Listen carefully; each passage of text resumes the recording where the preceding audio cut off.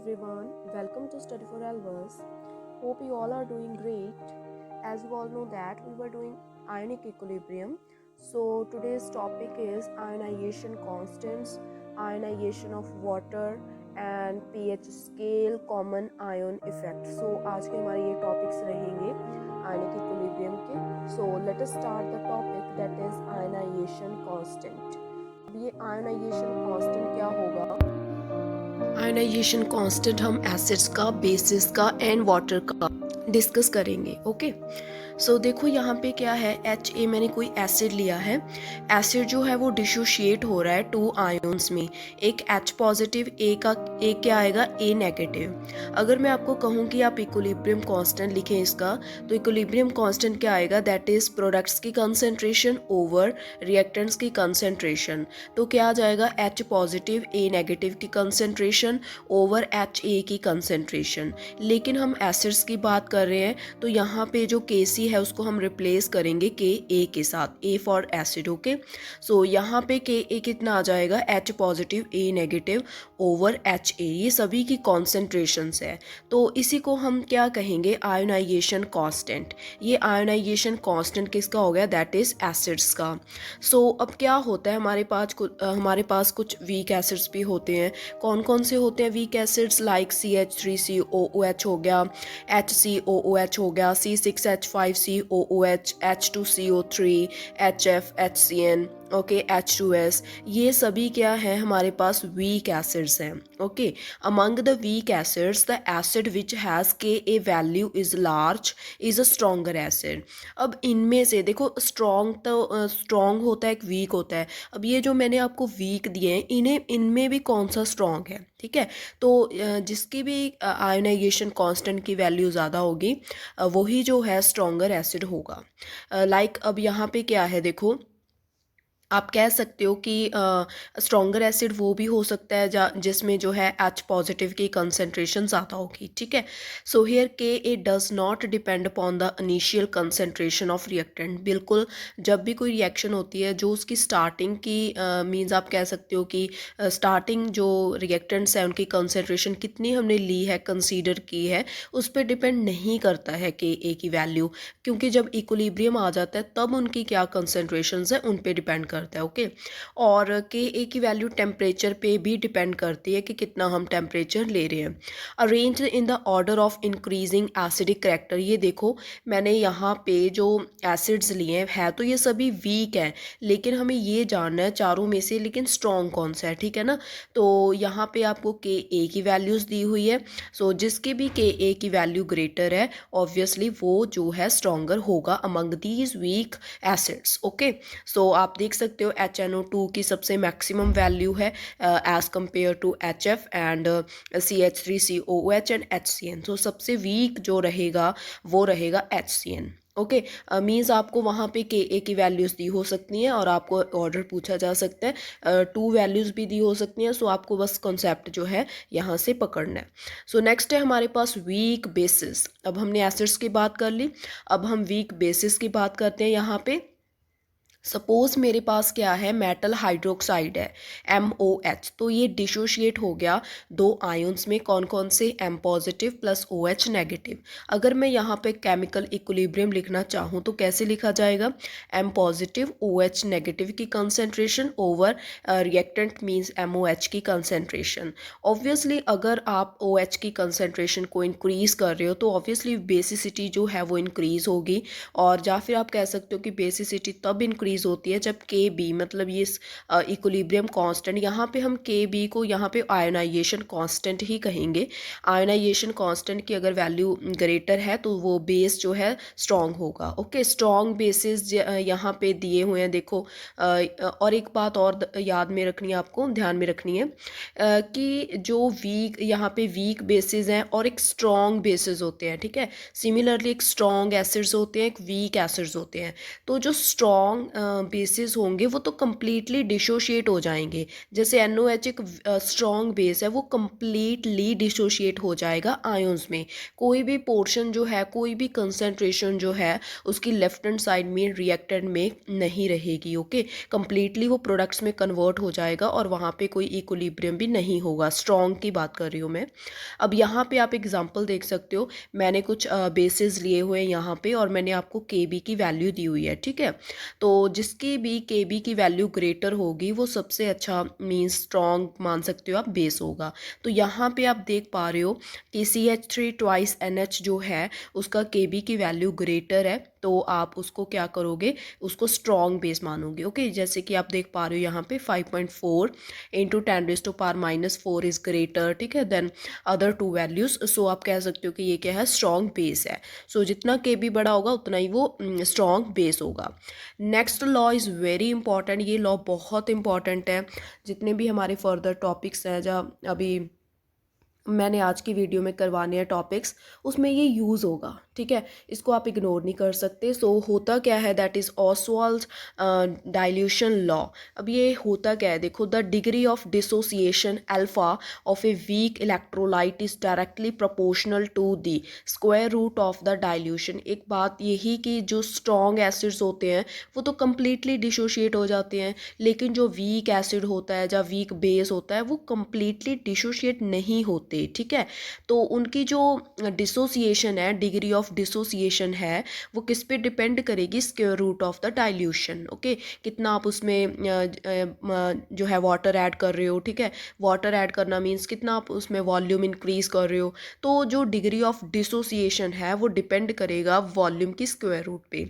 जैसे एग्जांपल देखो, यहाँ पे मैंने कोई एसिड लिया है, ये वीक ही होगा क्योंकि यहाँ पे इक्विलिब्रियम का साइन है, तो ये वीक एसिड है। ओके, तो यहाँ पे इनिशियली क्या हुआ था, जब हमने ये रिएक्शन को करवाना स्टार्ट किया तो HA की कंसंट्रेशन कम्प्लीटली 1 है और H पॉजिटिव तो अभी, A नेगेटिव तो अभी फॉर्म ही नहीं हुए, तो उनकी कंसंट्रेशंस क्या है, 0 है।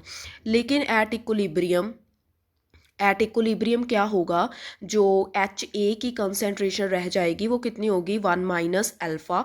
मीन्स आप कह सकते हो कि अल्फ़ा जो है, alpha is degree of dissociation कि इतने मोल्स जो हैं वो डिसोशिएट हो चुके हैं। ओके, तो अल्फ़ा डिसोशिएट हो चुके हैं, तो 1 माइनस अल्फ़ा अभी रिमेनिंग है HA की, और H positive means alpha and A negative means alpha. तो अल्फ़ा मॉलिक्यूल्स H पॉजिटिव के बन चुके हैं और A नेगेटिव के भी अल्फ़ा बन चुके हैं। ये आपको ध्यान में रखना है। ओके, सो यहाँ पे आप देखो, अगर हम इस रिएक्शन की A की वैल्यू निकालें तो कितनी आ जाएगी, H positive A negative over HA की कंसेंट्रेशन। अब आपको पता है कि जो H पॉजिटिव की कंसेंट्रेशन है वो कितनी है।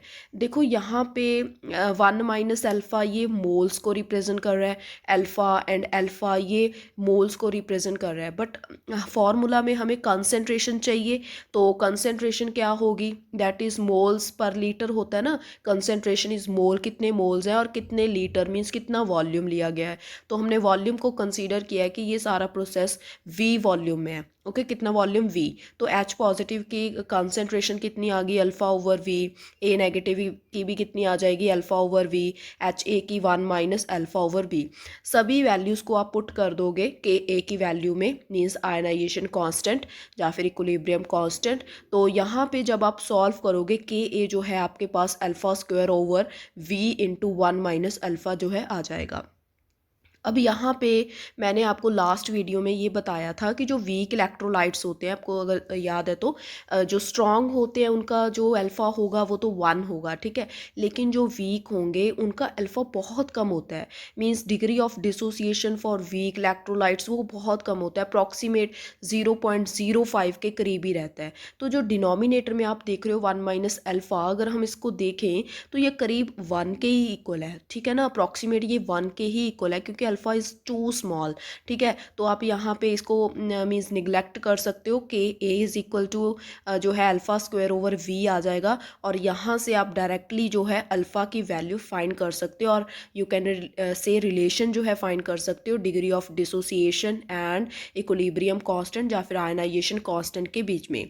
सो अल्फ़ा जो है दैट इज़ इक्वल टू, अगर वॉल्यूम में रिलेशन फाइंड करना है आपको, तो under the root KA V होगा। अगर आपको एग्जाम में KA की वैल्यू दी हुई है, वॉल्यूम दिया हुआ है, ठीक है, तो आप डिग्री ऑफ डिसोसिएशन फाइंड कर सकते हो। और अगर आपको वॉल्यूम की प्लेस पे वहाँ पे कंसेंट्रेशन दी हुई है तो आपको पता है कि जो कंसेंट्रेशन है वो इन्वर्सली प्रोपोर्शनल होती है वॉल्यूम की, ठीक है। जितना आप वॉल्यूम इंक्रीज करते जाओगे वहाँ पे कंसेंट्रेशन जो होगी वो डिक्रीज होती जाएगी, ओके।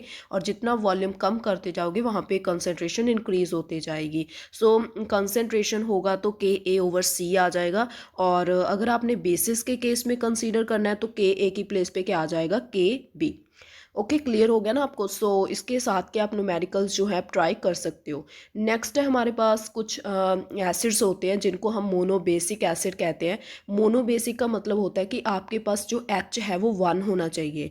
डाईबेसिक एसिड्स होते हैं उनका मतलब ये होता है कि H आपके पास 2 होने चाहिए। और ट्राई बेसिक एसिड होते हैं कि आपके पास H कितने होने चाहिए, 3 होने चाहिए। सो ये कुछ एसिड्स की क्लासिफिकेशन है, monobasic acids, dibasic acids and tribasic acids. Clear हो गया। सो जिन्होंने भी चैनल को सब्सक्राइब नहीं किया, ठीक है, आप चैनल को सब्सक्राइब कर दीजिए सो दैट जो है नोटिफिकेशन टाइम टू टाइम जो है आपको मिलती रहे, ठीक है। चैनल को ज़रूर से सब्सक्राइब करो और लाइक भी कर दीजिए, ठीक है। हार्ड वर्क हो रहा है, ओनली सिर्फ आपके लिए ही हो रहा है, फॉर यू हो रहा है, ठीक है। सो चैनल को सब्सक्राइब करना तो आपका फिर फ़र्ज है ही, ठीक है। सो नेक्स्ट है हमारे पास, देखो एक क्वेश्चन है आपके लिए। तो ये एक क्वेश्चन है, मैंने क्या किया हुआ है, देखो H3PO4 है ना यहाँ पे, इसको मैंने डिसोशिएट करवाया है। डिसोशिएट करवाएंगे तो क्या बनेगा, इसमें से क्या क्या इसके आयंस बनेंगे, H positive plus H2PO4 negative. इसका जो है मीन्स आप कह सकते हो, सपोज आपको आयनाइजेशन कांस्टेंट दिया हुआ है। अब यही जो प्रोडक्ट बना है आपके पास H2PO4, इसमें से फिर फर्दर आपने एक H पॉजिटिव को रिमूव कर दिया। तो सेकंड में आपको देखो सेकंड रिएक्शन ही है जो आपने रिमूव किया, तो इसका भी आपको आयनाइजेशन कांस्टेंट दिया हुआ है Ka2। और फर्दर जो प्रोडक्ट बन रहा है HPO4 नेगेटिव, उसमें से फिर आपने H पॉजिटिव को रिमूव कर दिया। और यहाँ पे थर्ड रिएक्शन है और Ka3। सो ओवरऑल रिएक्शन को अगर हम लिखें तो कैसे लिखा जाएगा, H2PO4 नेगेटिव जो है कैंसिल हो जाएगा, HPO4 नेगेटिव भी कैंसिल होगा, और जो रिमेनिंग प्रोडक्ट्स बचेंगे वो क्या आ जाएंगे, H3PO4 3H पॉजिटिव प्लस जो लास्ट रिएक्शन ओवरऑल रिएक्शन है इसका भी कोई ना कोई आयनाइजेशन कांस्टेंट होगा, से इट इज़ Ka, ओके। अगर आपको मीन्स एक एक रिएक्शन का आयनाइजेशन कांस्टेंट दिया हुआ हो और लास्ट में ओवरऑल रिएक्शन का आपको पूछा जाए कि भाई इसका क्या आएगा, ठीक है, आयनाइजेशन कांस्टेंट, तो आप क्या करोगे, प्लस कर दोगे। नो, प्लस नहीं ही होगा।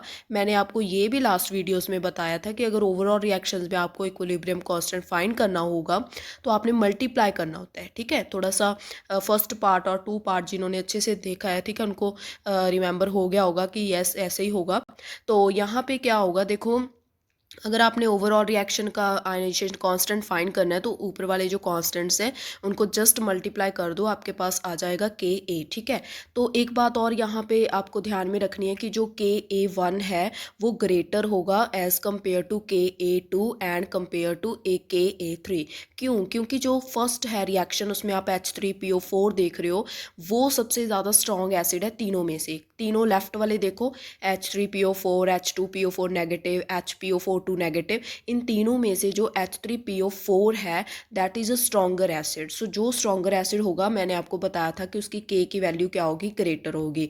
नेक्स्ट आपका टॉपिक है आयनाइजेशन कांस्टेंट। अब हमने सिंपल बात तो कर ली, लेकिन आपके सिलेबस में आयनाइजेशन कांस्टेंट वाटर का भी मेंशन किया हुआ है, और आप इसको टॉपिक को और किस वे से लिख सकते हो, that is ionic product of water, ठीक है, इस वे से भी लिखा जा सकता है।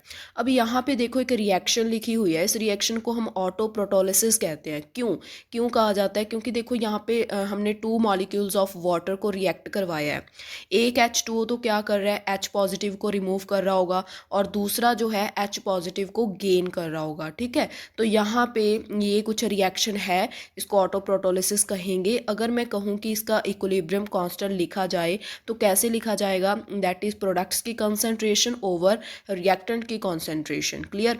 अगर हम जो नीचे H2O की कंसंट्रेशन आप देख रहे हो, अगर हम उसे लेफ्ट हैंड साइड में ले जाएंगे तो क्या आ जाएगा, दैट इज KH2O की square and OH negative and H3O positive.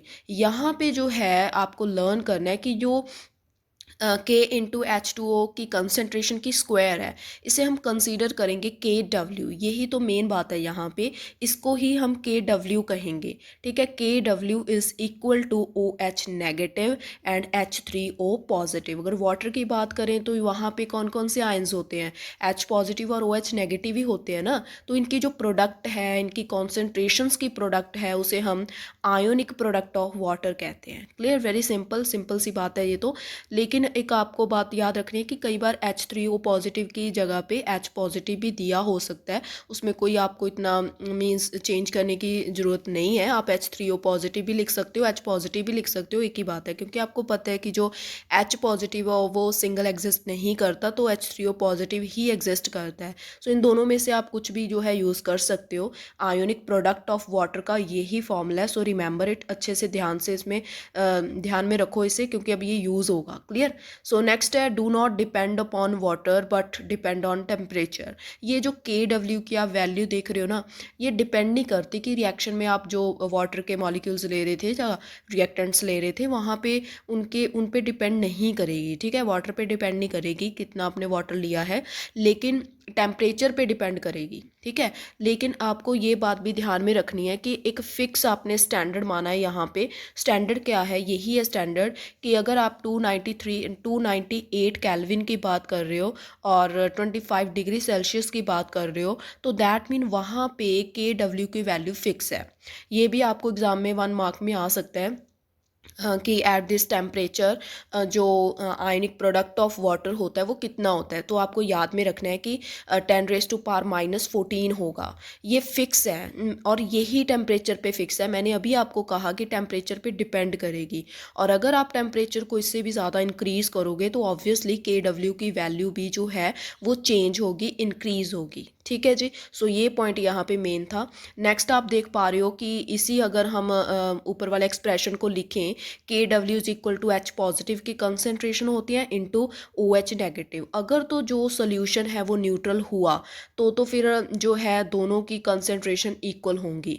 अगर सोल्यूशन एसिडिक हुआ तो ऑब्वियसली H पॉजिटिव की कंसनट्रेशन ज़्यादा होगी। अगर सोल्यूशन बेसिक हुआ तो OH नेगेटिव की कंसनट्रेशन ज़्यादा होगी as compare to H positive की concentration. Okay, so next topic है आपका रिलेशन बिटवीन Ka, ठीक है। Ka किसके लिए है, that is ionization constant for acids and ionization constant for bases and ionization constant for water, ठीक है। फॉर कॉन्जुगेट पेयर, अब हम कोई कॉन्जुगेट पेयर लेंगे, ठीक है, वहाँ पे हम रिलेशन देखेंगे कि Ka, Kb एंड KW में क्या रिलेशन। आप देख भी रहे होगे कि क्या रिलेशन है इनमें, कि अगर हम Ka ऑब्वियसली जो है दैट इज KW किसके इक्वल होता है, H positive and OH negative. H positive कहाँ से आया, एसिड से आता है, ठीक है। बेस कहाँ, OH नेगेटिव कहाँ से आता है, बेस से आता है। तो ऑब्वियसली KW जो होगा that is equal to Ka into KB। अगर हम रिएक्शन की बात करें, यहाँ पे HCl है, HCl ने अपने में से एक H पॉजिटिव को डोनेट कर दिया, ठीक है। जब डोनेट करने वाले कौन से होते हैं, एसिड्स, और डोनेट करके क्या बना, Cl नेगेटिव, ठीक है। डोनेट करने वाले एसिड होंगे, तो HCl यहाँ पे एसिड है। और जो Cl है उसमें से अगर हम राइट से लेफ्ट की तरफ आए रिएक्शन में, तो H नेगेटिव जो है रिमूव हो रहा है ना, तो यहाँ मीन्स क्या हो गया, लॉस हो रहा है, ठीक है। तो लॉस करने वाले कौन से होते हैं, बेसिस होते हैं, ठीक है। यहाँ पे जो है Cl नेगेटिव में से H पॉजिटिव चला गया, तो क्या बना, सॉरी Cl में ऐड हुआ है, ठीक है, HCl। अगर राइट से आप लेफ्ट की तरफ आएंगे, Cl में H पॉजिटिव ऐड हुआ है, तो HCl जो ऐड मीन्स यहाँ पे क्या आ जाएगा, बेस आएगा। ओके, जो डोनेट करते हैं वो क्या आ जाएगा, H पॉजिटिव डोनेट किया तो वहाँ पे आ जाएगा Cl। देख लेना, मैंने आपको ये करवाया था अच्छे से डिटेल में लास्ट वीडियो में, वही ये प्रोसेस है, ठीक है। तो HCl का हो गया यहाँ पे मींस एसिड हो गया, एंड Cl क्या हो गया, बेस हो गया। तो इसे हम एसिड बेस कॉन्जुगेट पेयर बोलते हैं, ठीक है। This is the conjugate pair. Next आप देख पा रहे हो कि जो Ka आपको कंसीडर करना है वो एसिड होगा, और Kb आपको कौन सा बेस लेना है, कॉन्जुगेट बेस लेना है। नेक्स्ट आप देखो यहाँ पे वही प्रोसेस चल रहा है, एक एग्जांपल के साथ इसे ध्यान में रखेंगे हम, दैट इज़ NH3 जो है प्लस H2O। NH3 ने क्या NH3 क्या बन गया हमारे पास, NH4 पॉजिटिव बना, ठीक है, क्योंकि इसने एक H को मीन्स क्या किया है, ठीक है, गेन किया है, NH3 ने गेन करके क्या किया, NH4 पॉजिटिव बनाया, और जो H2O है उसने क्या किया, H पॉजिटिव को, H को रिलीज कर दिया, ठीक है, तो OH नेगेटिव बना।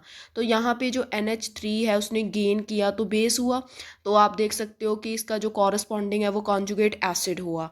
तो आपने यहाँ पे इक्विलिब्रियम जो कांस्टेंट है वो लेने हैं। के बी कितना आ जाएगा, K B is equal to NH4 positive OH negative over NH3।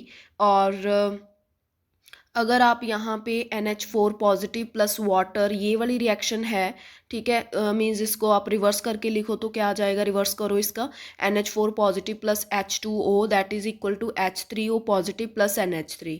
ठीक है, तो यहाँ पे क्या हुआ, आप Ka लिखोगे, Ka आ गया आपके पास, ऊपर आपने Kb लिखना है, नीचे आपने K, क्योंकि लेफ्ट हैंड साइड पे बेस है तो सेकेंड रिएक्शन में एसिड है, तो इक्विलिब्रियम कांस्टेंट एसिड का होगा, ऊपर बेस का होगा, और दोनों की प्रोडक्ट करवा के देखो। जब दोनों की प्रोडक्ट करवाओगे तो हमारे पास देखो राइट हैंड साइड में क्या बनेगा, H3O positive OH negative.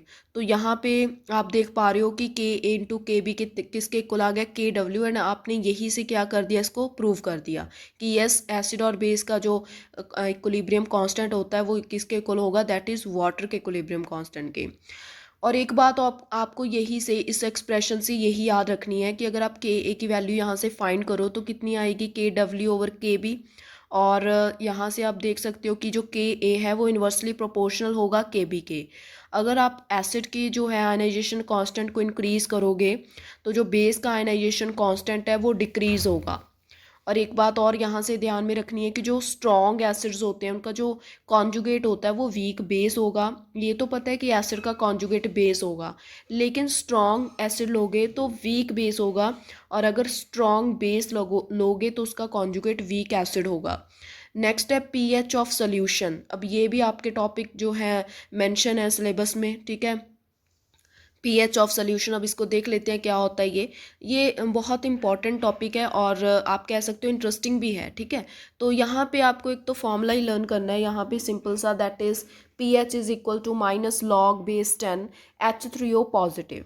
Basically जब हम pH की बात करें, यहाँ पे H आया हुआ है तो यहाँ पे हम H पॉजिटिव की कंसंट्रेशन ही लेंगे, या फिर कह सकते हैं H3O पॉजिटिव की कंसंट्रेशन लेंगे। तो यहाँ पे एक बात आपको याद रखनी है कि जो ये कंसंट्रेशन होगी ये ऑलवेज आप कह सकते हो in the moles per litre में होगी, या आप कह सकते हो कि मोलैरिटी के टर्म में होगी, एम की टर्म में होगी, ठीक है, क्योंकि मोलैरिटी का फॉर्मूला होता है ना मोल्स ओवर लीटर, सो मोल्स में होगी, ध्यान में रखना, ठीक है, मोल्स पर लीटर में। एक क्वेश्चन ट्राई करते हैं डायरेक्ट इसका, find pH of a solution which has H3O positive ions concentration as 10⁻³ moles per litre.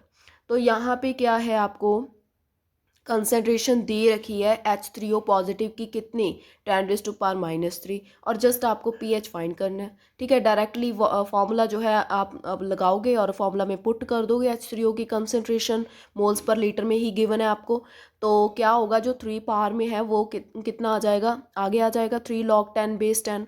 अब आपको पता है कि जो log 10 बेस 10 जो है यहाँ पे वो कितना होगा, मीन्स 1 होता है उसकी वैल्यू, तो pH यहाँ से 3 आ गया, क्लियर। तो अब आपको क्या फाइंड करना है, अगर आपको KW फाइंड करना है, दैट इज KW किसके इक्वल होता है, that is equal to this, अभी हमने स्टडी किया ये तो, ठीक है, आयनिक प्रोडक्ट ऑफ वाटर। अब हमारे पास जो टेम्परेचर है, ठीक है, वो न्यूमेरिकल तो हो गया, ये नेक्स्ट कॉन्सेप्ट है कि ये अगर टेम्परेचर कितना है हमारे पास 298 केल्विन 25 डिग्री सेल्सियस। अभी हमने स्टडी किया कि जो इसकी वैल्यू है वो फिक्स होती है 10⁻⁻14, ये आपको ध्यान में रखना है। तो यहाँ पे क्या होगा, देखो ये बात है कि अगर तो सोल्यूशन हुआ न्यूट्रल, कोई भी सोल्यूशन ले रहे हो न्यूट्रल है, तो ऊपर जो दोनों कंसेंट्रेशन देख रहे हो H3O positive and OH negative की, वो दोनों इक्वल होंगी, ठीक है। इक्वल होंगी मींस अगर हम X कंसीडर करें H3O पॉजिटिव कंसेंट्रेशन को, OH नेगेटिव कंसेंट्रेशन को भी X कंसीडर करें, तो हमारे पास जो KW की वैल्यू है और वो आप देख सकते हो कितनी आ जाएगी। X की वैल्यू कितनी आ गई, 10⁻⁻7, X इंटू एक्स करोगे तो वही 10⁻⁻14 आ जाएगी। मीन्स आपको एक तरह प्रूफ करके दिखाया कि जो न्यूट्रल होगा दैट इज़ उसमें क्या होगा, pH की वैल्यू 10⁻⁻14 के करीब रहेगी, ठीक है। तो यहाँ पे आपको याद रखना है कि अगर सोल्यूशन न्यूट्रल हुआ तो जो यहाँ पे x है मींस दोनों की कंसंट्रेशन है H3O पॉजिटिव OH नेगेटिव वो दोनों की इक्वल होगी। क्लियर। और pH आप देख सकते हो न्यूट्रल का कितना आ जाएगा, that is equal to, value put करो, that is -log 10 H3O positive की कंसंट्रेशन कितनी आ जाएगी, 10⁻⁻7। और सॉल्व करोगे, आपको इतना सॉल्व करना तो आता ही है, दैट इज़ पावर में 7 है तो 7 आगे आ जाएगा। और जो log 10 है वो 1 होता है तो 7 आ जाएगा। फॉर न्यूट्रल वैसे भी हमें पता है कि जो pH होता है वो 7 होता है, लेकिन कैसे आया ये देखना होता है। ठीक है। एसिडिक जो होगा तो वहाँ पे H3O पॉजिटिव की कंसंट्रेशन ज़्यादा रहेगी as compare to OH negative. Okay. तो मीन्स आपको यहाँ पे पता होना चाहिए कि जो H3O पॉजिटिव की कंसंट्रेशन है वो ज़्यादा होनी चाहिए 10⁻⁻7 से, क्योंकि जब न्यूट्रल था वहाँ पे 10⁻⁻7 था, लेकिन अब यहाँ पे एसिडिक है तो इससे ग्रेटर होनी चाहिए। ग्रेटर मीन्स कितनी हो सकती है, दैट इज़ 10⁻⁻6 हो सकती है, 10⁻⁵, 10⁻⁴ एंड 10⁻3। यही कुछ कंसंट्रेशंस हैं जो आप ले सकते हो। और जब आप यहाँ से pH निकालोगे तो कितना आ जाएगा, 6 आ जाएगा, 5 4 3। सो जो pH रहेगा एसिडिक के लिए वो 7 से कम रहेगा, और सिमिलरली जो बेस है बेस के लिए pH जो है वो 7 से ग्रेटर रहेगा। क्लियर।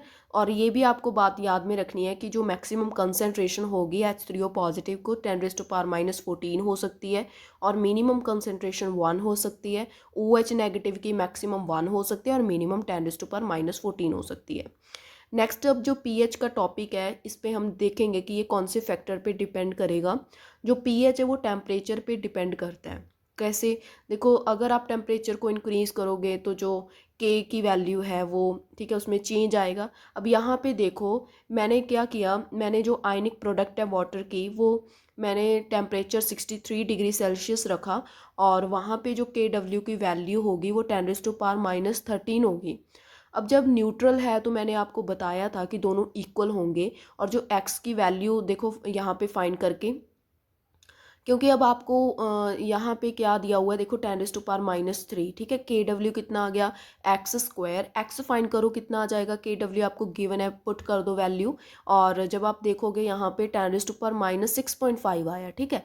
तो अब यहाँ पे क्या हुआ, मीन्स x पता चल गया, मीन्स आपको दोनों की कंसंट्रेशन पता चल गई। H3O पॉजिटिव की कंसंट्रेशन कितनी आ जाएगी, 10⁻⁻6.5। तो बस आपने pH का फॉर्मूला अप्लाई करना है, तो कितना आ जाएगा, -log 10 10⁻⁻6.5। तो जब आप यहाँ से सॉल्व करोगे तो कितना आ जाएगा, 6.5।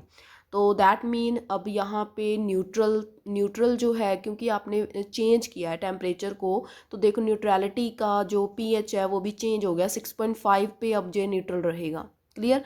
तभी जो है हम KW की वैल्यू को फिक्स किया हुआ है, स्टैंडर्ड माना हुआ है 10⁻⁻14 को एट 25 डिग्री सेल्सियस। तो अब यहाँ पे देखो टेम्परेचर कितना है, 90 डिग्री सेल्सियस है in pure water. Concentration of आपको दी हुई है, कंसंट्रेशन दे रखी है, आपको बताया हुआ है टेम्परेचर, और आपको प्योर वाटर की बात कर रहा है यहाँ पे। And find the value of KW की वैल्यू आपको फाइंड करनी है।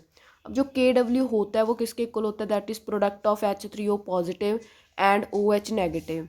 अब आपको पता है कि जो प्योर वाटर है वो तो न्यूट्रल होगा, अगर न्यूट्रल होगा तो दोनों की कंसंट्रेशन इक्वल रहेगी, और अगर इक्वल रहेगी तो दोनों की वैल्यूज़ आप पुट कर सकते हो, 10⁻⁻6 इंटू 10⁻⁻6। यहाँ से KW जो है वो कितना आ जाएगा, 10⁻⁻12। तो ऐसे ही इनको सॉल्व करना होता है। देखो टेम्परेचर कितना रखा था, 90 डिग्री सेल्सियस, तो यहाँ पे KW कितना आया, 10⁻⁻12। तो यही तो बात है कि यहाँ पे क्या हो रहा है, मीन्स टेम्परेचर चेंज करने से KW की वैल्यू जो है वो चेंज हो रही है। थर्ड जो है करेक्ट आ जाएगा इसका आंसर। नेक्स्ट देखो, फाइंड द pH ऑफ, आपको pH फाइंड करना है किसका, फर्स्ट पार्ट है 10⁻⁻2 m, m मीन्स मोलैरिटी का साइन है ये, ठीक है। मोल्स आपको दिए हुए हैं HCl के। तो देखो अब यहाँ पे मेन बात यही है कि जो HCl होता है वो एक स्ट्रॉन्ग एसिड होता है, ठीक है। तो मैंने आपको बताया हुआ है कि जो स्ट्रॉन्ग एसिड्स होते हैं वो तो कम्प्लीटली डिसोशिएट हो जाते हैं, 100% डिसोसिएशन होगी इसकी। तो 100% जब डिसोशिएट होगा तो HCl जो है that is equal to H positive plus Cl negative. कितने मोल्स लिए थे हमने 10⁻², तो उतने ही मोल्स जो है डिसोशिएट के बाद जब डिसोसिएशन हो जाएगी उतने ही फॉर्म होंगे। मीन्स आपको H पॉजिटिव की कंसनट्रेशन पता चल गई, that is H 10⁻² and plus Cl negative 10⁻²। तो यहाँ पे मोल्स में पता चल गई आपको, that is equal to H positive की कंसनट्रेशन जो है that is equal to 10⁻² moles. ठीक है, तो यहाँ पे आप देख पा रहे हो pH की वैल्यू आपने फाइंड करनी है, तो -log 10 जो है आप वैल्यू पुट कर दो। H पॉजिटिव आपको दिया हुआ है 10⁻², मोलैरिटी दी हुई है। मोलैरिटी जो है उसका फॉर्मूला क्या होता है, मोल्स पर क्या होता है, लीटर। वॉल्यूम मीन्स आपको ऑलरेडी कंसनट्रेशन यहाँ पे दे रखी है, आपने चेंज नहीं करना यहाँ पे कोई भी। तो pH जो है दैट इज़ इक्वल टू 2 आ गया। क्लियर हुआ? तो यहाँ पे pH 2 रहेगा। आपको पता है ना कि HCl इज़ अ स्ट्रॉन्ग, ठीक है, स्ट्रॉन्ग एसिड है, तो pH भी देख सकते हो आप 2 आ गया यहाँ पे। मीन्स आपको यहाँ पे मेनली क्या पता करना था, H पॉजिटिव की कंसनट्रेशन। और कैसे पता चलेगी, क्योंकि यहाँ पे 100% डिसोसिएशन होगा, तो जितनी लेफ्ट पे क्वांटिटी है, मोलैरिटी है, वही राइट हैंड साइड में मोलैरिटी होती है दोनों आयंस की। क्लियर? अब यहाँ पे भी आप देख पा रहे हो, ये भी एक स्ट्रॉन्ग एसिड HNO3, तो 2 × 10⁻³ मोलैरिटी आपको दी हुई है। तो जब ये आप इसकी रिएक्शन करवाओगे तो ये भी कम्प्लीटली डिसोशिएट होगा। जितना HNO3 आपने लिया है उतना ही H पॉजिटिव होगा, ठीक है, उतना ही NO3 नेगेटिव होगा। सिंपल सी बात है। तो H पॉजिटिव की आपको मीन्स यहाँ पे क्या पता चल गया, कंसनट्रेशन। तो H पॉजिटिव की कंसनट्रेशन पता चला और हमने pH को लगाया, वहाँ पे वैल्यू पुट की, H पॉजिटिव की कंसनट्रेशन को पुट किया और log m × n वाला फॉर्मूला लगाया, log m + log n, ठीक है। और log 2 जो है वो वैल्यू आपको लर्न करनी पड़ेगी कि log 2 कितना होता है, ठीक है। log 3 ये साइड में मैंने वैसे यहाँ पे दे रखी है। log 2 की वैल्यू आप पुट करोगे 0.30 माइनस log 10 जो है बेस 10 × 10⁻³ -3 जो है वो आगे आ जाएगा, ठीक है। और log 10 जो होगा वो 1 हो जाएगा। सिंपल सी बात है लास्ट वाली। तो 3 माइनस आप यहाँ से pH जो है कैलकुलेट कर सकते हो। तो ये भी एक स्ट्रॉन्ग एसिड था, इसकी pH जो है अब देख पा रहे हो 2.70 आ रही है। ओके, यहाँ पे है अब आपके पास एक और एसिड सल्फ्यूरिक, ये भी एक स्ट्रॉन्ग एसिड है, तो यहाँ पे डिसोशिएट कम्प्लीटली हो जाएगा, ठीक है। 10⁻⁻⁴ एंड H पॉजिटिव के भी कितने रहेंगे मोल्स, 10⁻⁻⁴, लेकिन यहाँ पे 2 है, यहाँ पे तो 2 के साथ आपको इंटू भी करना होगा। 2 × 10⁻⁴ जो है m, ये आपको इसकी क्या पता चल गई, कंसनट्रेशन। ओके, तो कंसनट्रेशन ऐसे निकाली जाती है स्ट्रॉन्ग एसिड्स की, और आपको ये 2 × 10⁻⁴ आ गया। pH की वैल्यू में जब फॉर्मूला में पुट करो तो वही log m × log n वाला फॉर्मूला आपने अप्लाई करना है, तो यहाँ से 3.70 जो है आंसर आ जाएगा। और मेन अब ये क्या होता है कि देखो अब क्वेश्चंस में आपको m दिया हुआ है, ठीक है, आप डायरेक्टली कर लोगे, लेकिन कई बार क्या है, नॉर्मेलिटी दी होती है, तो आपको क्या करना है, उसको मोलैरिटी में चेंज करना है। तो नॉर्मेलिटी का जो फॉर्मूला होगा that is equal to molarity into x। अब यहाँ पे फैक्टर x क्या है, फैक्टर x का मीनिंग यही होता है कि कितने जो है आयनाइजेबल H पॉजिटिव आयन जो है प्रेजेंट है एसिड में, ठीक है। जैसे एग्जांपल के साथ इसे समझते हैं हम, दैट इज 0.1 NHCl, n दिया हुआ है, you have to convert in m first. Okay, तो n is equal to capital M × x। यहाँ पे HCl है, एक ही H है हमारे पास, तो x की वैल्यू कितनी होगी, 1, तो 1 पुट कर दो। यहाँ पे m इज इक्वल टू कितना आ जाएगा, 0.1 कैपिटल M। तो मीन्स अब ये किस में कन्वर्ट हो गया, m में, 0.1 m × HCl। अब हमें ये पता है कि जो यहाँ पे HCl है वो तो एक स्ट्रॉन्ग एसिड होता है, तो इसका जो pH है, ठीक है, वही आप फॉर्मूला अप्लाई करोगे। HCl जो है that is equal to H positive plus Cl negative, ठीक है। और H पॉजिटिव की कंसनट्रेशन कितनी रहेगी, दैट इज 0.1, जो आप कह सकते हो 10⁻⁻⁴। तो फॉर्मूला में पुट करके देख लेना, pH जो है 1 आ जाएगा। सिमिलरली एक और साइड में एग्जाम्पल दी हुई है 0.1 NH2SO4। अब यहाँ पे आपको m में चेंज करना है, पहले आपको m फाइंड करना है, तो n is equal to m × x। कितने आयनाइजेबल H पॉजिटिव है, 2 है, तो यहाँ पे m की वैल्यू कितनी आ जाएगी, 1/2 × 10⁻⁻1। तो अब कन्वर्ट हो गया 1/2 इंटू 10⁻⁻1 इंटू MH2SO4। अब जो रिएक्शन होती है वो क्या होती है, H2SO4, क्योंकि ये भी 100% डिसोशिएट होगा, एक स्ट्रॉन्ग एसिड है, तो क्या बनेगा products, that is 2H positive plus SO4 2 negative. अब 2 है तो 2 के साथ इंटू करोगे, 2 इंटू 1/2 इंटू 10⁻⁻1, 2 के साथ 2 कैंसिल हो गया, 10⁻⁻1 जो है M आ जाएगा। स्ट्रॉन्ग एसिड के केस में जो H पॉजिटिव की कंसनट्रेशन है वो भी कितनी रहेगी, 10⁻⁻1 M, एंड यहाँ पे pH कितना आ जाएगा 1। ठीक है, स्ट्रॉन्ग एसिड्स में आप डायरेक्ट कोई ट्रिक भी बना सकते हो, क्योंकि इनका जो जितनी भी कंसनट्रेशन आ जाती है H पॉजिटिव की, मींस यहाँ पे सॉल्व करके वही जो पार में होता है, ठीक है, वही उसका आंसर होता है pH का। तो मेनली आप यहाँ से ट्रिक बना सकते हो ये, लेकिन ये ट्रिक जो है वीक एसिड में चलेगी नहीं, ठीक है, क्योंकि वहाँ पे आपको पता है कि कंप्लीट डिसोसिएशन तो होती नहीं है, ठीक है, तो कुछ ही डिसोसिएशन होती है, कंप्लीट नहीं होती। तो कंप्लीट में आप ट्रिक बना लो और वीक एसिड में आपको उसी वे से करना होगा, ठीक है। अब साइड में देखो, लेफ्ट हैंड साइड में, that is find the pH of weak acid consider करेंगे। जैसे हमारे पास कोई वीक एसिड है HA जो है इसका आपको M दिया हुआ है, दैट इज़ 8M, मोलैरिटी दे रखी है, मीन्स कंसनट्रेशन कह सकते हो। तो Ka की वैल्यू भी आपको गिवन है, Ka इक्वल टू 2 इंटू 10⁻⁻8। अब यहाँ पे देखो क्या होता है वीक में, जब तो इनिशियल होगा, इनिशियल में तो कुछ भी नहीं होगा, जितनी रिएक्टेंट्स की कंसनट्रेशन है 8M, और राइट हैंड साइड में कोई भी कंसनट्रेशन नहीं होगी। और कुछ टाइम बाद जो इक्विलिब्रियम आएगा तो क्या होता है, आपको एक बात याद रखनी है कि जो इक्विलिब्रियम है, अगर हमारे पास 1 मोल है एट इक्विलिब्रियम, हम कंसीडर करते हैं ना कि 8 जो एट इक्विलिब्रियम अल्फ़ा जो होगा उसमें से अल्फ़ा मोल्स जो हैं डिसोशिएट हो गए, ठीक है। अगर अल्फ़ा डिसोशिएट हो गए तो फिर रिएक्टेंट में कितने लेफ्ट हुए, 1 minus alpha, clear, 1 minus alpha रहेगा, और जितने भी प्रोडक्ट्स बनेंगे उसमें भी अल्फ़ा अल्फ़ा डिसोशिएट हो जाता है, ठीक है, मीन्स अल्फ़ा अल्फ़ा की फॉर्मेशन हो जाती है। तो यहाँ पे हमारे पास 8M गिवन है हमें, तो अगर 8 हैं तो 8 में से कितने डिसोशिएट होंगे, 8 अल्फ़ा। अगर 1 मोल है तो उसमें कितने डिसोशिएट होंगे, अल्फ़ा। अगर 8 है तो उसमें कितने डिसोशिएट होंगे, 8 अल्फ़ा। तो एट इक्विलिब्रियम पे जो रिमेनिंग कंसंट्रेशन बचेगी वो कितनी होगी, रिमेनिंग 8 माइनस 8 अल्फ़ा, और राइट में कितना बनेगा 8 अल्फ़ा, और ए नेगेटिव भी कितना बनेगा 8 अल्फ़ा, ठीक है। यही बात जो है मेनली आपको लर्न करनी है ऐसे कॉन्सेप्ट्स को, तभी ये क्वेश्चन हो पाएगा। अब आपको पीएच निकालना है, ठीक है। पीएच निकालने के लिए पहले हमें जो है ये अल्फ़ा फाइंड करना होगा कि कितनी डिसोसिएशन हुई है। तो Ka की वैल्यू लिखो पहले कितनी होती है, that is equal to products over reactants, and products की कंसनट्रेशंस आपको पता है, that is 8 alpha over 8 minus alpha, ठीक है। एक्चुअली ये आपको क्वेश्चन में गिवन है 8M, सो ये कंसनट्रेशंस ही है।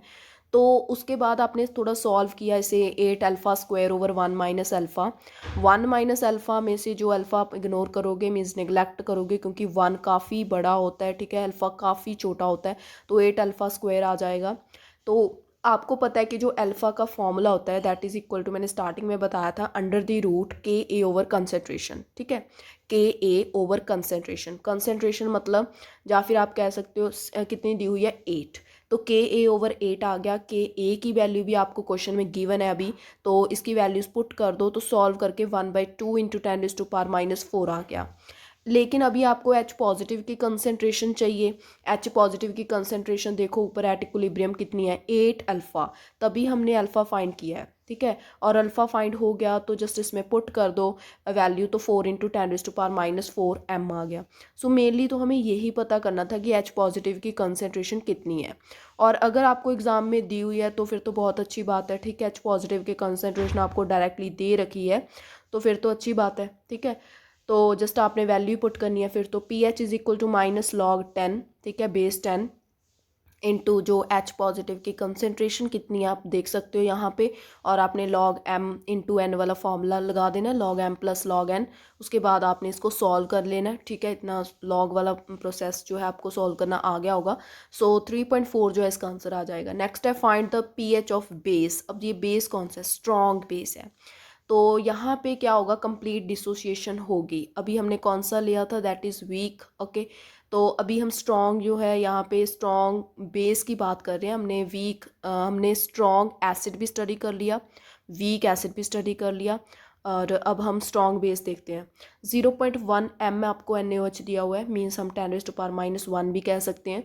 NaOH कम्प्लीटली डिसोशिएट होगा तो जितने मोल्स रिएक्टेंट में रहेगी, जितनी कंसनट्रेशन, उतने ही मोल्स जो हैं डिसोशिएट होंगे रिएक्टेंट्स में भी, ठीक है। अगर लेफ्ट हैंड में 10⁻⁻1 है तो Na पॉजिटिव की भी कंसनट्रेशन 10⁻⁻1 होगी, OH नेगेटिव की भी 10⁻⁻1 होगी, क्योंकि ये एक स्ट्रॉन्ग बेस है, ठीक है। कंप्लीट डिसोसिएशन होगा। तो आपको बस OH नेगेटिव की कंसनट्रेशन यहाँ पे पता चल गई, तो कितनी आ जाएगी, दैट इज़ इक्वल टू, यहाँ पे आप एक नया जो है टर्म यूज़ करोगे, दैट इज़ POH, क्योंकि यहाँ पे आप POH फाइंड करने जा रहे हो। तो -log 10 OH की कंसनट्रेशन की जितनी भी आपने फाइंड की है पुट कर दोगे वैल्यू एंड 1 आ जाएगी। तो आपको एक रिलेशन याद रखना है कि अगर आपने, क्योंकि आपने फाइंड तो pH ही करना है ना, POH नहीं फाइंड करना, POH, लेकिन pH हमारा POH की हेल्प से फाइंड होगा। आपको याद रखना है कि जो pH प्लस POH होता है उनका सम जो होगा दैट इज़ 14 मीन्स हम यहाँ पे P ऑफ KW की बात कर रहे हैं, ओके। 14 क्या होगा, P ऑफ KW मीन्स जो वाटर है, ठीक है, उसका P रहेगा, ओके।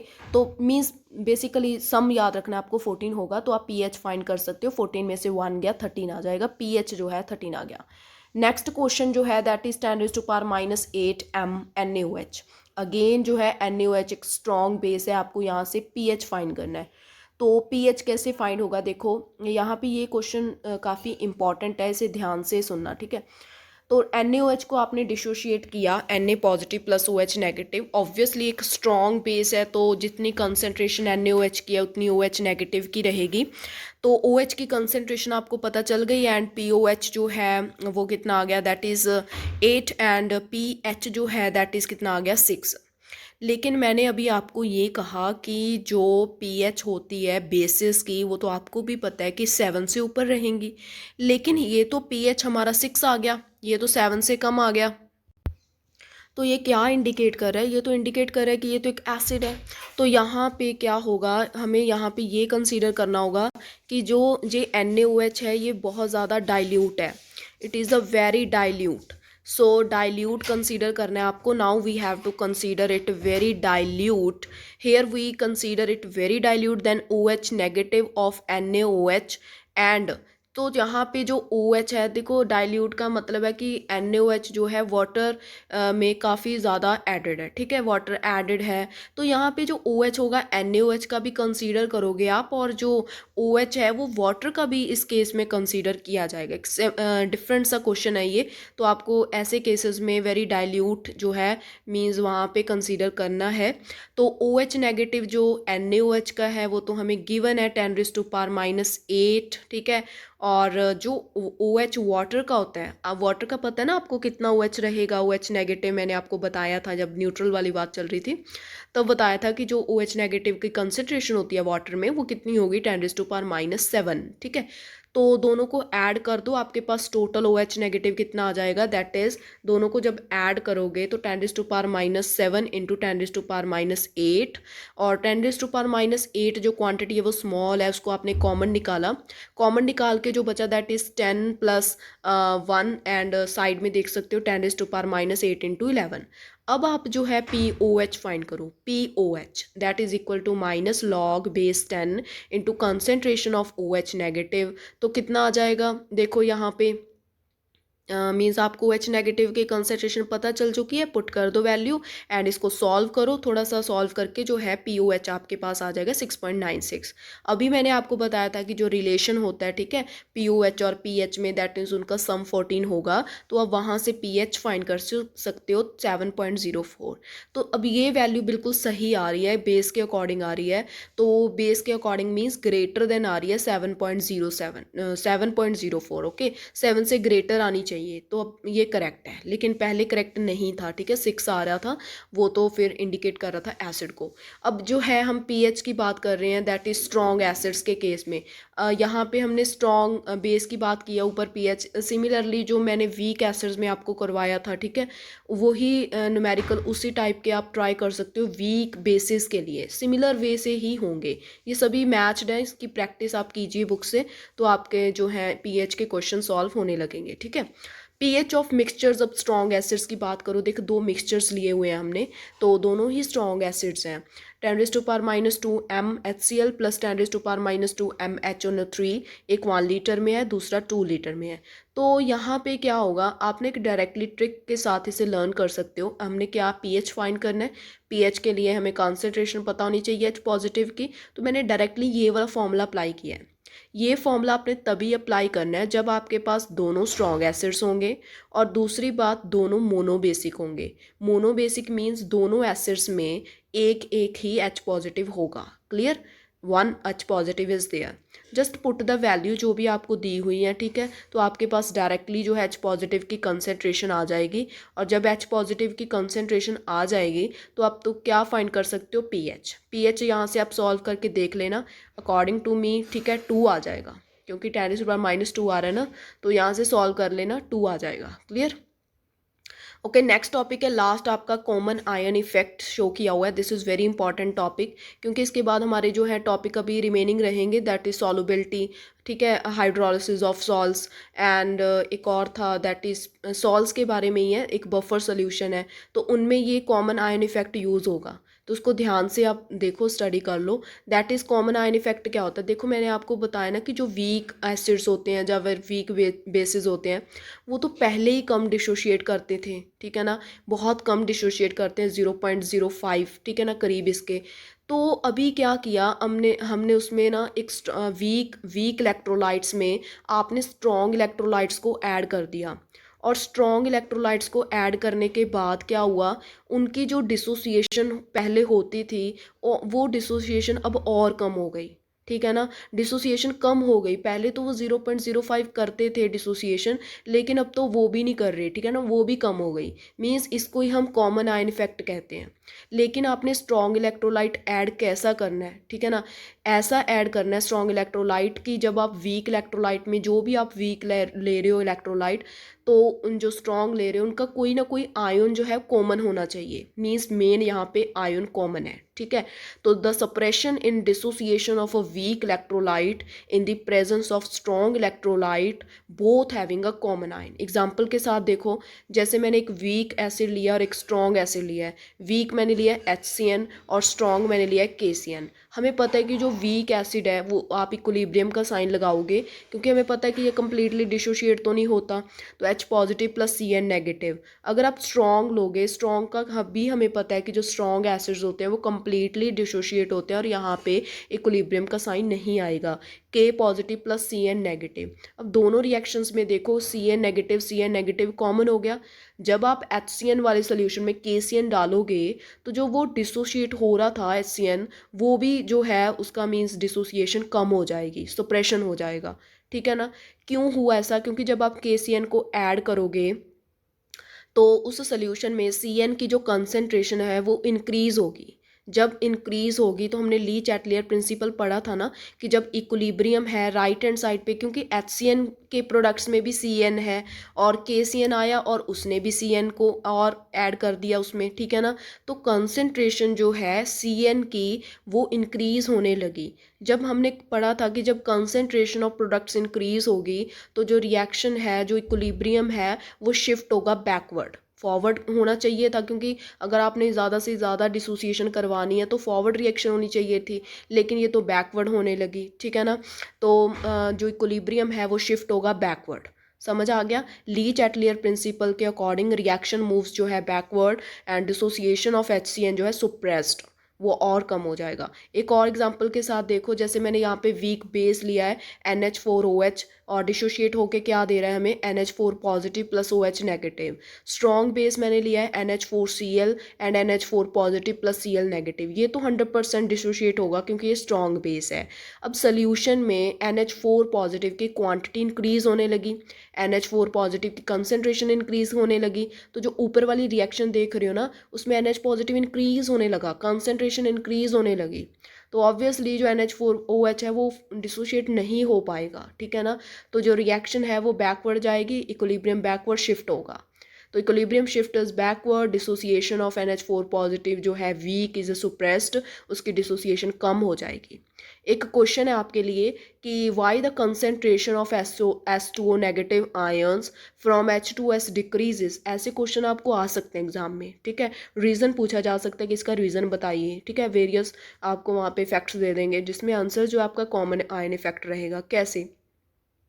इन्होंने कहा कि जो SO2 नेगेटिव की कंसनट्रेशन है वो डिक्रीज हो रही है, ठीक है ना। मींस कहाँ से आया S2O नेगेटिव? H2S से। वो इन डिक्रीज हो रही है in the presence of HCl। तो अभी आप दोनों की रिएक्शंस लिखो। H2S एक वीक एसिड है और HCl एक स्ट्रॉन्ग एसिड है। तो H2S की जो डिसोशिएशन होगी that is 2H positive plus S2 negative, और HCl तो कम्प्लीटली डिसोशिएट होगा क्योंकि ये स्ट्रॉन्ग एसिड है, H positive plus Cl negative. अब आप देख रहे हो राइट हैंड साइड में H पॉजिटिव ये तो दोनों ही कॉमन हो गए, ठीक है ना। तो H2S के जो प्रोडक्ट है H पॉजिटिव, उसकी कंसनट्रेशन इंक्रीज होने लगी, और अगर इंक्रीज होगी कंसनट्रेशन तो जो रिएक्शन है वो बैकवर्ड मूव करेगी, इक्विलिब्रियम जो है शिफ्ट होगा बैकवर्ड में। तो ऑब्वियसली SO2 की जो कंसनट्रेशन है वो नहीं बन पाएगा, S2 नेगेटिव अब कम बनेगा, ठीक है। नहीं बन पाएगा मीन्स उसकी कंसनट्रेशन डिक्रीज होगी। तो इसका मेन रीज़न क्या रहा? That is common ion effect रहा। और मेनली आपको यही बात ध्यान में रखनी है, ठीक है। इसका आंसर यही आएगा। और नोट आपको यही करना है कि जो कॉमन आयन इफेक्ट है इसके जो पीछे कौन सा प्रिंसिपल रहता है, that is a Le Chatelier principle. ये भी एक मेन बात है, ठीक है जी।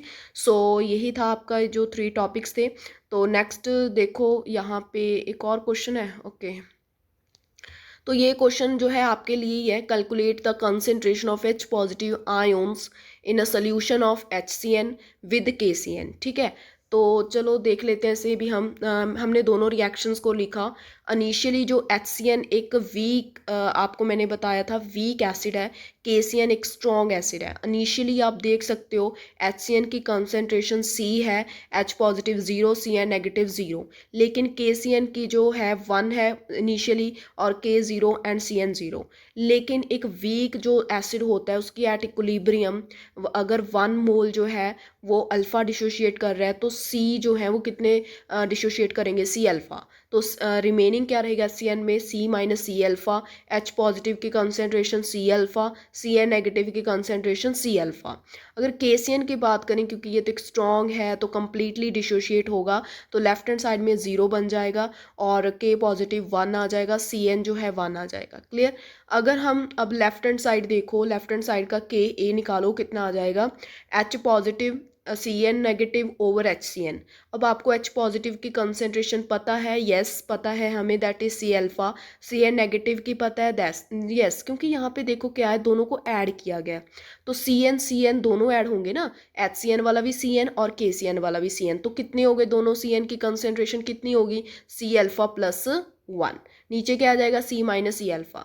ऊपर आप देख सकते हो C अल्फ़ा, C की वैल्यू पुट करो, C की वैल्यू कितनी है? 0.2 alpha plus 1 over C into 1 minus alpha. अब जो 0.2 अल्फ़ा है भाई, ये तो स्मॉल क्वांटिटी है। अगर अल्फ़ा तो पहले ही बहुत स्मॉल होता है वीक के लिए, क्लियर। तो जब आप उसको 0.2 के साथ मल्टीप्लाई करोगे तो वो और ज़्यादा स्मॉल बन जाएगा, तो इसको आप इग्नोर कर सकते हो, क्लियर। तो यहाँ से जो है नीचे 1 माइनस अल्फ़ा वो भी निगलेक्ट हो जाएगा। तो यहाँ पे सिर्फ और सिर्फ क्या आ जाएगा? मी सॉल्व करके अल्फ़ा। तो अल्फ़ा की वैल्यू क्या आ गई? 4 इंटू 10⁻⁻10 इज इक्वल टू अल्फ़ा। अब जो H पॉजिटिव है देखो लेफ्ट हैंड साइड में, H पॉजिटिव की कंसेंट्रेशन देखो C अल्फ़ा। तो आप यहाँ से कंसेंट्रेशन फाइंड कर सकते हो, C अल्फ़ा। C कितना है? 0.2 अल्फ़ा भी हमने फाइंड किया, तो वैल्यू पुट करके इतना आंसर आ जाएगा, ठीक है।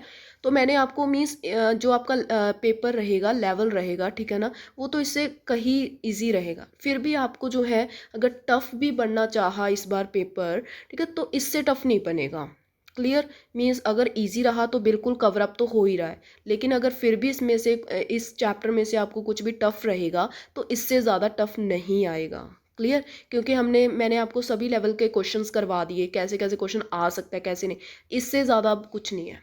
क्लियर। सो अभी आपको इसको ही अच्छे से करना है, रिवीजन करिए, इसके साथ के न्यूमेरिकल की प्रैक्टिस करिए, सो दैट अगर आपको ऐसे क्वेश्चंस आ भी जाते हैं कंपटीशन हार्ड के कंपैरिजन में देखें तो ठीक है, क्वेश्चन टफ इस बार पेपर टफ बन सकता है। क्लियर, तो आपको उस लेवल से मीन्स टफ ही के लेवल से ही तैयारी करनी है। इजी तो इजी ही रहेगा ना, इजी तो कवर अप हो ही रहा है, तो साथ में थोड़ा टफ भी देखिए। न्यूमेरिकल्स इसके इंपॉर्टेंट है, दैट्स वाई मैंने अलग अलग टॉपिक्स जो है अलग अलग न्यूमेरिकल्स आपके लिए पिक किए हैं, so that each and every जो है आपको थोड़ा डिफरेंट लगे न्यूमेरिकल। ओके, सो सभी कवर अप हुए हैं। Okay, so this is all about okay ionic equilibrium topic चल रहा है हमारा, जिसमें हमने कॉमन आयन इफेक्ट को स्टडी किया, पीएच स्केल को स्टडी किया, ठीक है, पीएच के बारे में स्टडी किया, तो यही है। और अभी दो टॉपिक्स अभी हमारे रहते हैं, that is solubility of salts के और बफर सॉल्यूशन, तो वो तो बहुत इंपॉर्टेंट है, क्योंकि बफर सॉल्यूशन से तो लास्ट ईयर आपको क्वेश्चन भी आया हुआ है। ठीक है, एक या दो वीडियोस और आएंगी, ठीक है, ट्राई तो मैं यही करूँगी कि एक वीडियो ही आए, तो देखते हैं, ठीक है, आज ही अपलोड होगी या कल हो जाएगी, सो वेट फॉर दैट एंड इसको स्टडी करो, अच्छे से पढ़ाई करते रहो। ठीक है, thank you students, thank you a lot.